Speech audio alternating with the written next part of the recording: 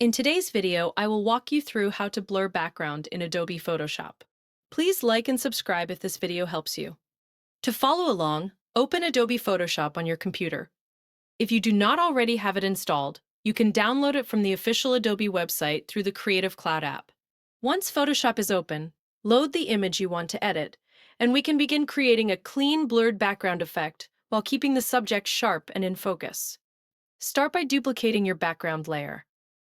This gives you a backup copy of the original image, so you can edit non-destructively and keep your workflow more flexible while working through the effect.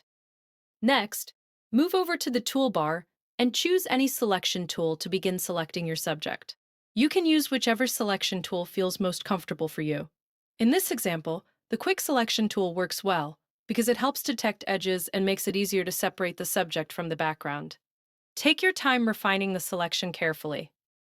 Move around the edges of the subject and continue adjusting until the outline looks clean and accurate. A more precise selection will make the final blur effect look much more natural. Once the subject is selected, press Ctrl and J on your keyboard to duplicate the selected subject onto a new layer. This separates the subject from the background, so the blur only affects the area behind it.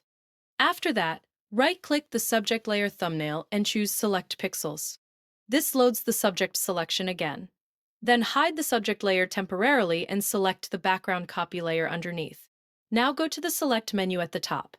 Choose Modify, and then click Expand. Expand the selection by 20 pixels.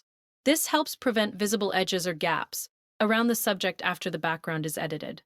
Next, open the Edit menu and choose Content Aware Fill. Photoshop will automatically remove the subject from the background area and replace it using nearby textures and details from the image. Give it a moment to process the fill. When that is finished, select both background layers, right-click, and merge them together. Then right-click once again and convert the merged layer into a smart object. Converting it to a smart object allows the blur filter to remain editable later if you want to make adjustments. Now go to the Filter menu, choose Blur, and then select Gaussian Blur. Adjust the blur amount until the background looks soft while the subject still stands out clearly in front. And that's the completed effect. You now have a professional-looking blurred background while keeping your main subject sharp and separated from the scene. To finish up, the video shows a few more examples using different photos so you can see how the effect works across multiple images and backgrounds. That's it for today. Thank you so much for watching, and I will see you in the next video.